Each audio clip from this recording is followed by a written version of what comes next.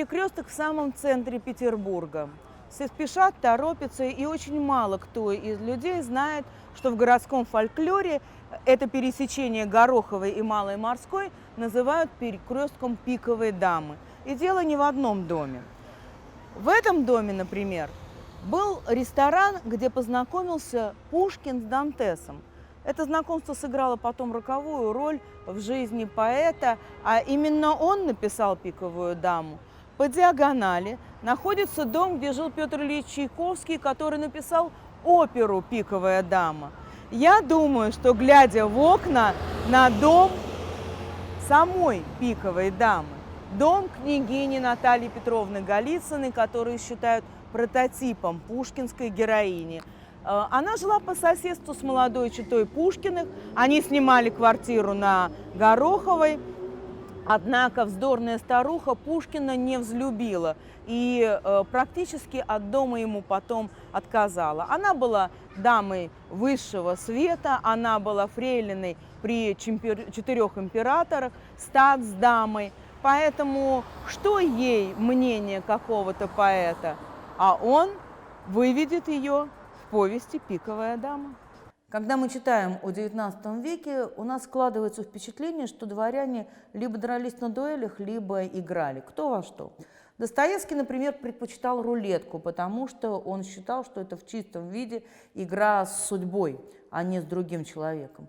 Пушкин же был картежником и играл в основном в игру под названием «Банк» или «Штос» или «Фараон», и правила этой игры позволили ему выстроить композицию его повести «Пиковая дама». Поэтому попробуй в ней разобраться. Это не так сложно. Итак, понтирующий делает ставку. Он выбирает какую-нибудь карту из колоды, ну, например, семерку. Никому не показывая, он ставит на карту куш. После этого приступает к делу банкомет. Он раскладывает карты в 2 стопки. Если карта попадет в правую, то выигрывает банкомет.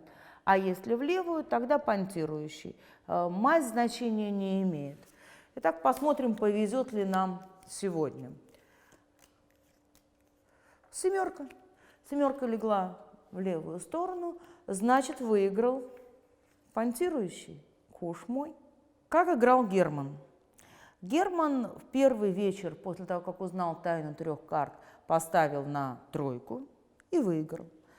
Во второй вечер он поставил на семерку и выиграл куш в 2 раза больше.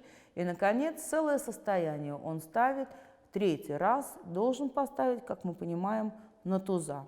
Вот он и выбирает из колоды туза и ставит свой куш. Банкомет начинает раскладывать карты.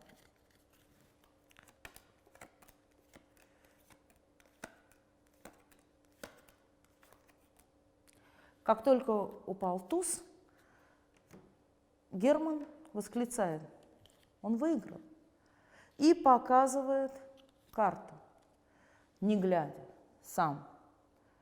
А в это время уже лежат карты у банкомета. С одной стороны туз, а с другой стороны дама.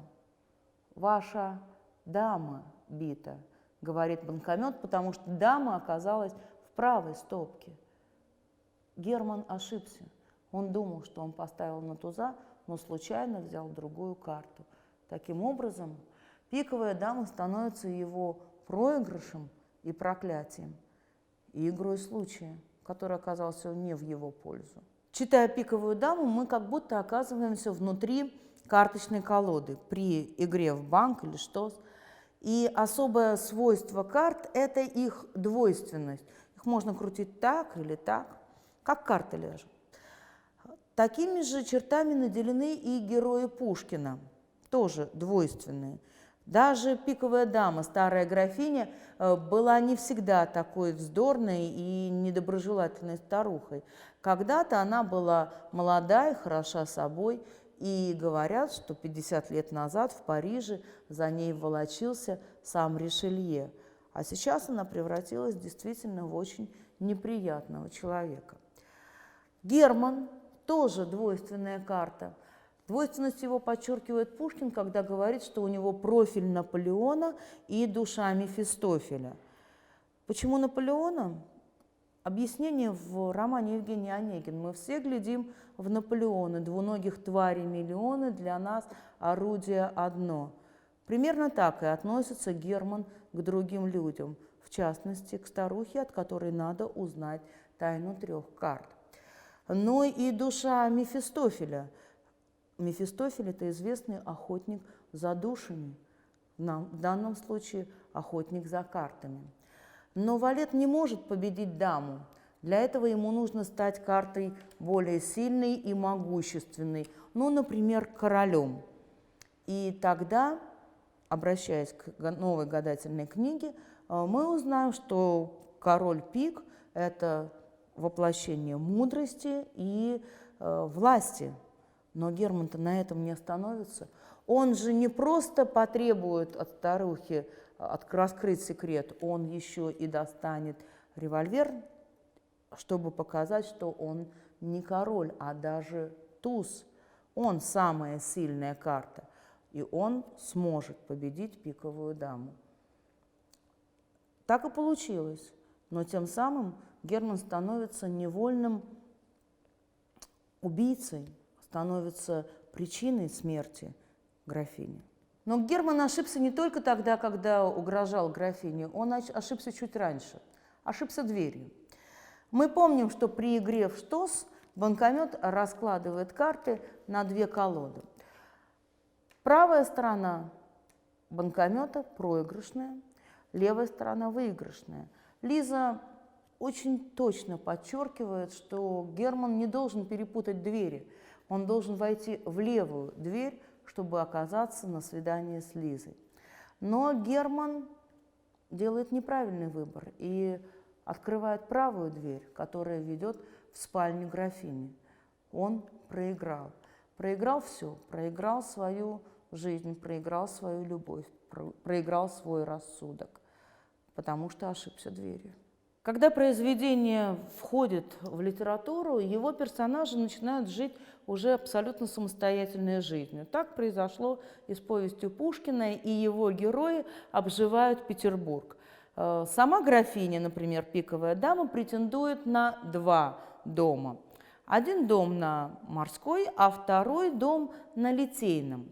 Правда, это миф, а создал его поэт Николай Огнивцев в начале XX века, когда написал на Литейном прямо-прямо возле 3-го угла, там, где пиковая дама по преданию жила. Он-то имел в виду немножечко другую пиковую даму, а все стали воспринимать как пушкинского персонажа. А пиковая дама у Огнивцева – это, скорее всего, Зинаида Юсупова, внучка первой хозяйки этого дома, полная ее тезка, тоже Зинаида Юсупова. Правда, дом этот на Литейном проспекте был построен через, по-моему, 30 лет после смерти Пушкина, поэтому Пушкин никак не мог поместить своего персонажа в этот особняк. Но Зинаида Юсупова, младшая внучка, участвовала в маскараде, устроенном императрицей в 1903 году в честь 290-летия дома Романовых. Это был самый пышный маскарад за всю историю двора. Все приглашенные должны были явиться в костюмах XVII века. Была сделана огромная фотография, которая и позволила 10 лет спустя создать колоду карт, получивших название «Русский стиль». И пиковая дама была создана с фотографией как раз Зинаиды Юсуповой, хозяйки того дома пиковой дамы. Так литературный персонаж переплелся судьбами с персонажем реальным.